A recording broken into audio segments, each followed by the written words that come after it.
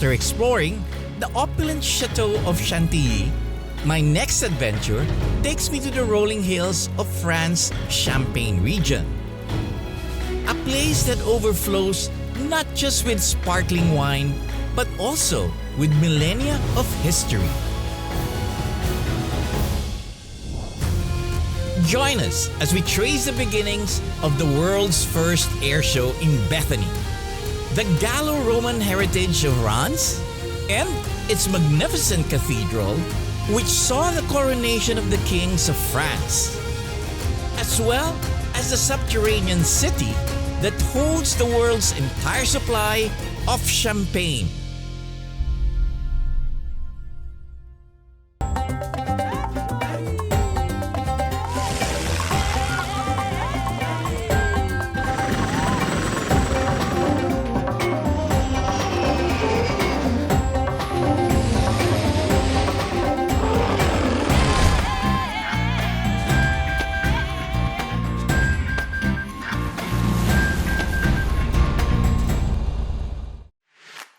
At the Le Bourget Dassault service facility, the Falcon we brought for maintenance is still undergoing some final checks before coming back to the Philippines. Since its last test flight, we found the need to replace the radar. While waiting, I decided to hop on my trusty steed and see what I can discover on this side of France.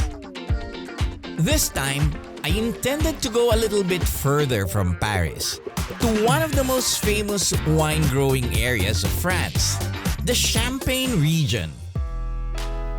With a driving range of 434 kilometers, a drive to Reims, the unofficial Champagne capital, can be done on a single charge. The onboard portable charger is convenient, allowing for overnight charging at the hotel, making it ready for next day's adventure. I start my journey to Reims, 130 kilometers northeast of Paris. Well, this car is nice to drive around the country roads. Handling is very good, feels very solid.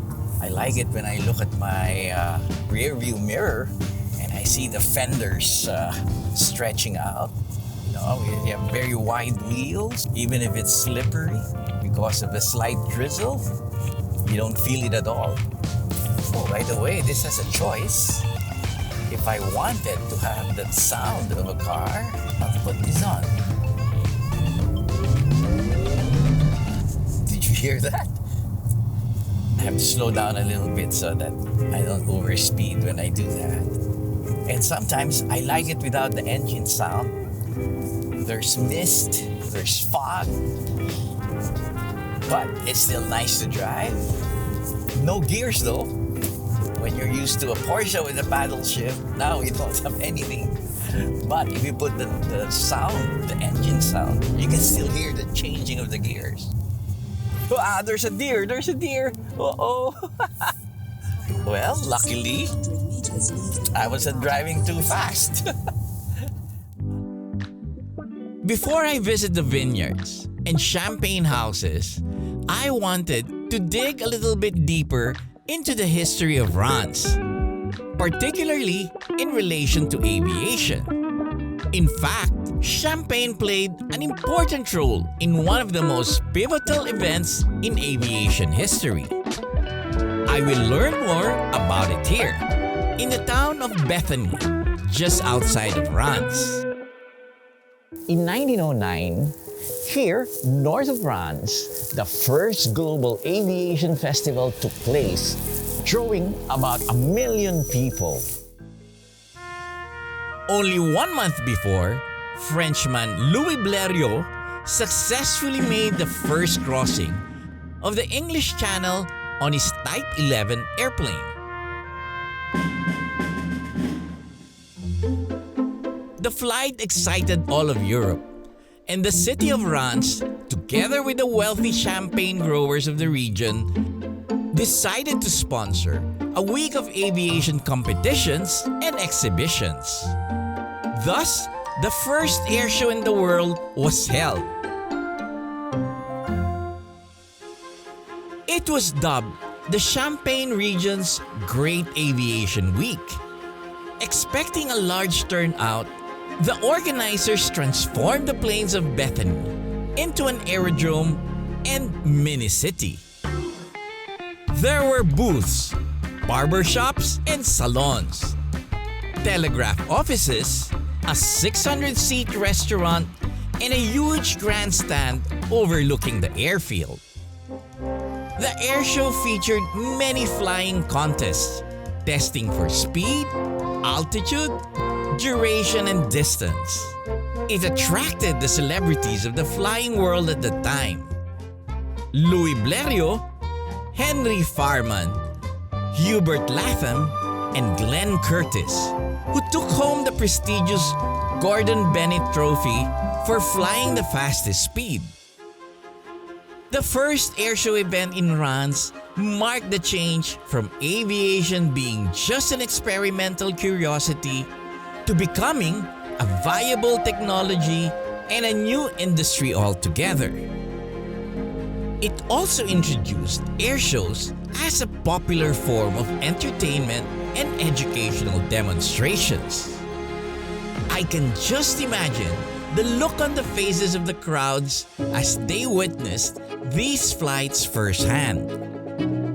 This is exactly what we hope to accomplish by holding the annual Philippine International Hot Air Balloon Fiesta, the country's only air show demonstrating different flying disciplines and letting everyone see the magic of aviation.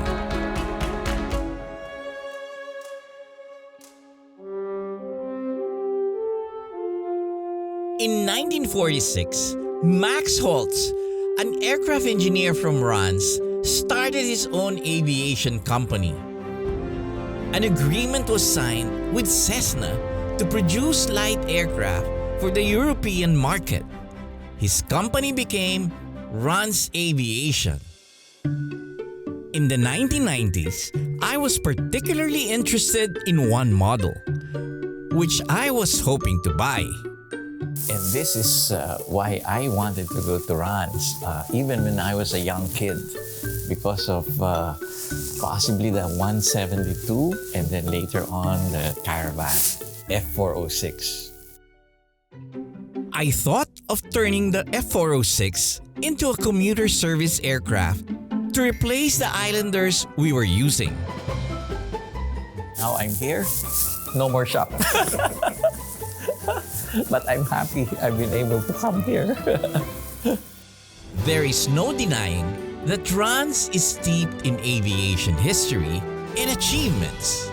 Visiting the place of the very first air show in the world inspires me to continue sharing the joy of flying to everyone. Up next, I visit the old city of Reims, home to a historic Roman settlement where the kings of France have been crowned and wine cellars lie under your feet.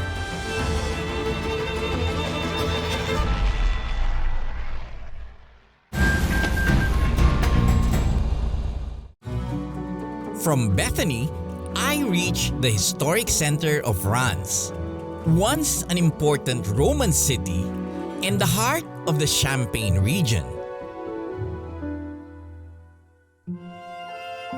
My first stop is its celebrated archaeological museum, the Museé Saint-Remi. It houses important collections from prehistory to the medieval age. This used to be the Abbey of Saint-Remi, where the holy oil is kept for anointing the king. Now, it is a museum that keeps the history of all of Reims. The abbey can be traced back to the 6th century and is known to have acquired the relics of Saint-Remi, the Bishop of Reims. The bishop was the one who converted King Clovis of the Franks to Christianity, uniting all Frankish tribes and becoming the first king of France. Further back in history, The museum also traces the city's Gallo-Roman origins. The area was first inhabited by the Remi people until the arrival of the Romans. Reims used to be the capital city of a Roman province, and at the time it was called Duro Cortorum. Archaeological evidence show that it was a prosperous city, and traces of its artistic and religious expressions support this. An elaborate sarcophagus belonging to Jovinus, a Roman general and consul who was born in Reims, can be found here, still very well preserved. By 260 AD, Reims had let go of the Roman gods and has embraced Christianity. Rising proudly over the city is the imposing Notre Dame de Reims, a cathedral that traces its origin since the 5th century. The exterior is decorated with an impressive 2,303 statues. Well, this cathedral is like a Bible. At the time, they were not able to write and people were not reading.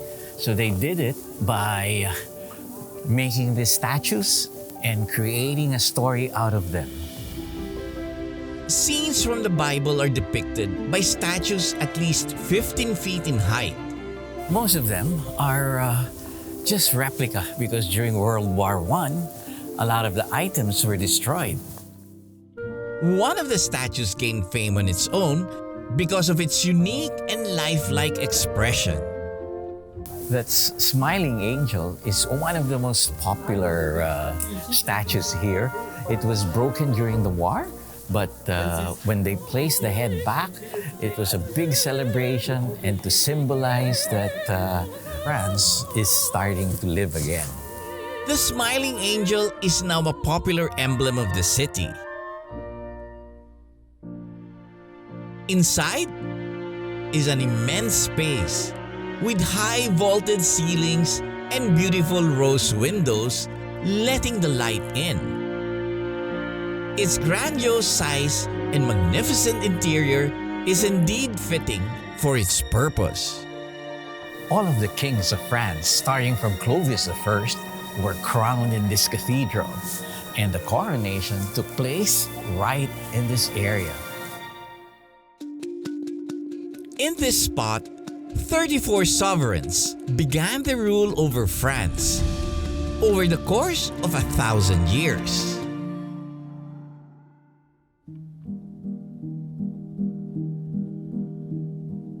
The cathedral is also famous for its various stained glass windows. This one depicts the hard-working champagne growers of the region. The Notre Dame de Reims is also a place for reconciliation between France and Germany after the Second World War. In 1963, French President de Gaulle and German Chancellor Adenauer met in the cathedral to sign a treaty which sealed this act of reconciliation. The Reims Cathedral is indeed a witness to a very long and rich history that spans millennia, and its joyful countenance reminds us that it will be standing for several more. Reims today is a nice, walkable city with plenty of shops and restaurants at its main square. But beneath all of this is a second city, a labyrinth of 200 kilometers of caves made of chalk, where all the bottles of champagne are fermenting, ready to be opened for a bubbly celebration. That's what I'll explore up next.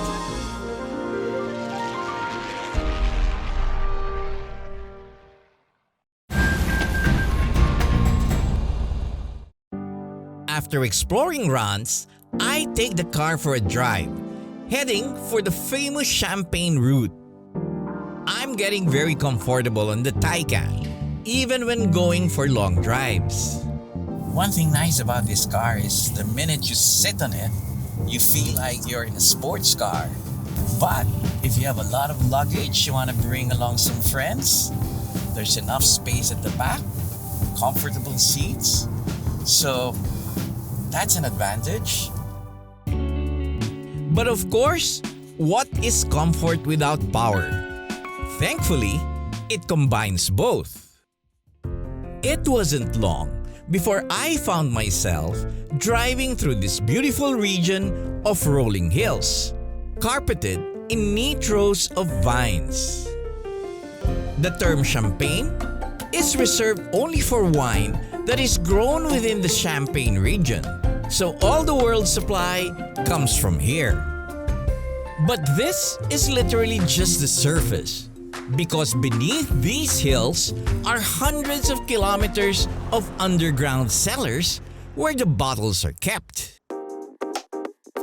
My next stop is a visit to one of the champagne houses in the region to learn more.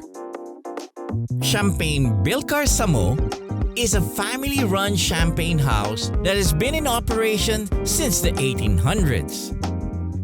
I sat down with Antoine, the estate's sixth-generation owner, who will take me through Champagne's sparkling history. Can you please tell us how this champagne originated? Why did we start making champagne? The origin of the sparkling wine concept was that at one stage they wanted to add some sugar into the wine because the wine was too acid, and then it fermented in the bottle, and that's how it created the sparkling in the wine, as you add yeast, of course, and sugar to create the second fermentation in bottle. But why is this place so popular for champagne? Is there something different with the land, with the soil? Well, Champagne, first of all, is a region quite particular. It's a continental climate, so it can be very cold in winter, quite warm in summer, and the particularity of the soil here is chalk, which means that you have deep quantity of chalk, which means that in that chalk, that gives a bit the salinity, the minerality in the wine. The roots of the vines go in the chalk to get the humidity and to really feed themselves, as we do not irrigate in Champagne. We are not allowed to irrigate. So the vines go and get the humidity they need in the soil, in the chalk. And that's one of the particularity of Champagne. In this area? In this area. But is there a different type or breed or of grapes, or it can be similar to the others? No. In Champagne, it's quite strict rules. We have, of course, the Chardonnay, and the Pinot Noir, which is a black grape varietal, and the other one is Pinot Meunier. Pinot Meunier is a red fruit, and each of them have a particular role to play in the vinification and in the blend, as you have to understand that Champagne is a blend of those three grape varietals. Your family has been in this business for the longest time, as you were mentioning earlier. I'm the sixth generation. Already? And the seventh generation is already in the company. Okay.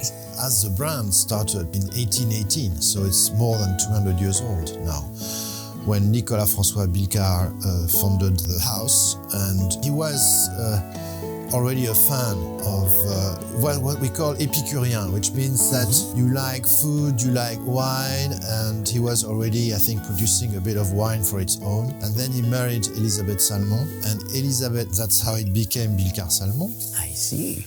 So when is the best time and the best way of having champagne? 24 hours a day. Okay. Will I survive if I do that? Temperature-wise, a little bit chilled?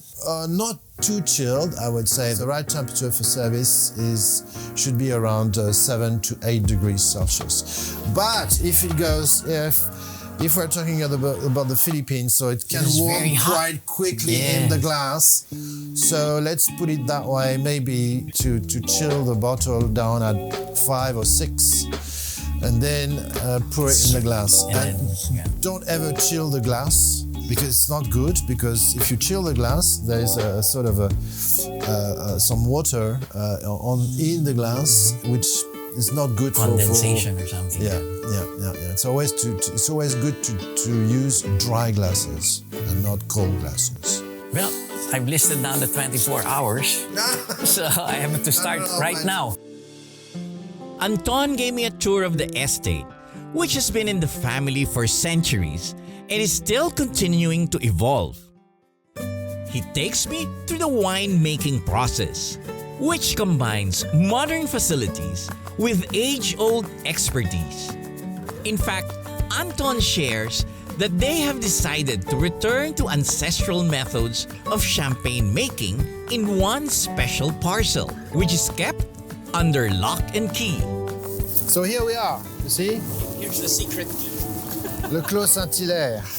Clos Champagne is made from the grapes grown within a single-walled vineyard, which creates a special microclimate, producing a very unique champagne.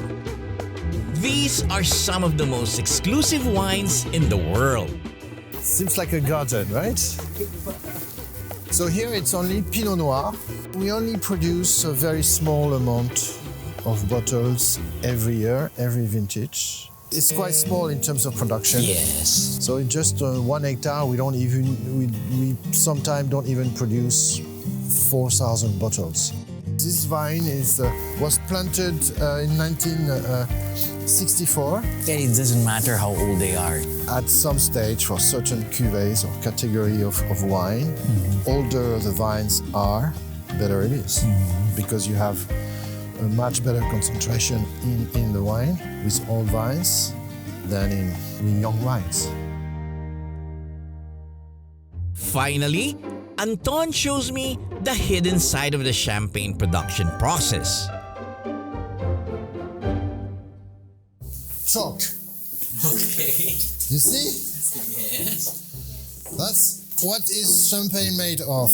And it goes down to 200 meters. So 200 meters, that's quite deep. Yeah, you know, in what we call in the tertiaire, Yeah. used to be ocean here. Oh, okay. So that's before the plaques moved. Yes. So if we need more space, we have to Yeah. dig in the cellar. And sometimes you find some shelves. Because it was underwater. It was underwater. So that's why that's how you understand why in those cellars it's thermoregulated constantly. Yes. And it's 90% humidity. Always. To end a very informative journey into the world of champagnes, it is time to sample some of the best in the region in a historic part of the house. So I suggest we start the tasting with our Réserve, Brut Réserve. So it's our signature wine, I would say. It's because it represents quite a high profile in terms of wine structure. So that's why I was talking to you about the blending, Pinot Meunier, Pinot Noir and Chardonnay. All right, so the best way, of course, to open a bottle is to hold the cork. Okay. To hold the cork tight in your hand like this. And don't turn the cork, but no, turn the bottle. And then slowly the cork is going to come up. I see. And the most elegant part to open a bottle of champagne is just to make Small pot.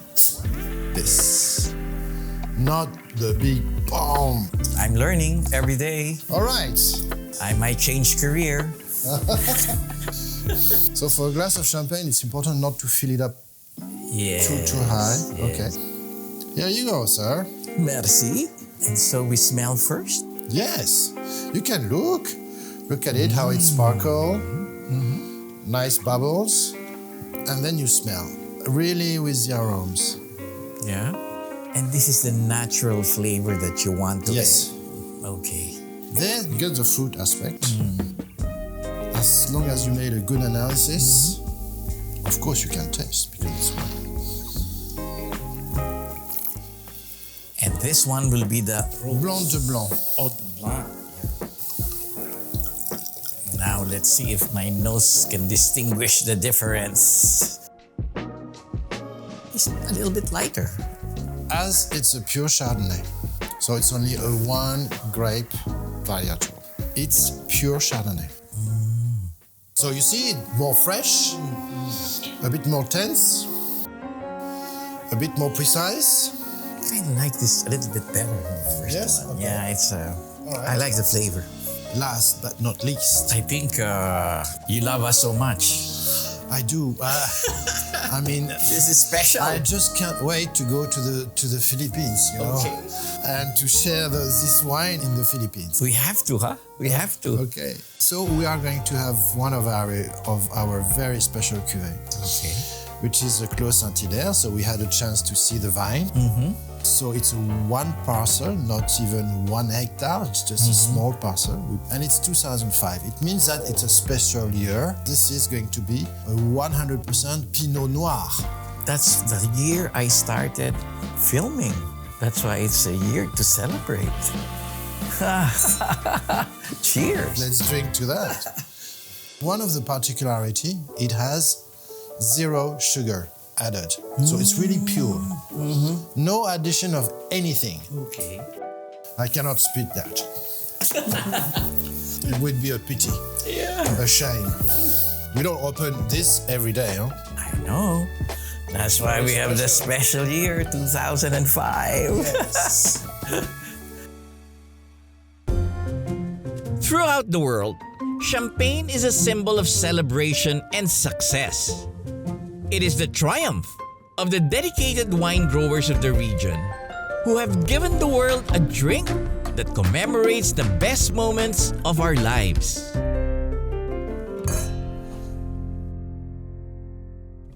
All roads lead back to Le Bourget, where hopefully our aircraft is ready to take us home. Fabrice meets me for some good news. So all in all, you're happy with the result of our inspection? Yes, you're right. As discussed earlier, you remember after the test flight, I confirmed that the test flight pilots were very happy with the control aircraft, also with the engine performance. As part of Dassault's treat for me, they're cleaning the aircraft, polishing it inside out, free of charge. Yes. It was a commercial gift. Merci beaucoup. After completing all maintenance procedures, the Dassault Falcon 900 is ready to go home to Manila. It has been a long but very fruitful journey, being able to see different areas of France not far from the capital, from its magnificent chateaus to its underground cellars. There are still so many places to discover in this incredible country. Of course, an airplane made it all possible. This has been your captain, Joy Roa. See you in the next Asian Air Safari.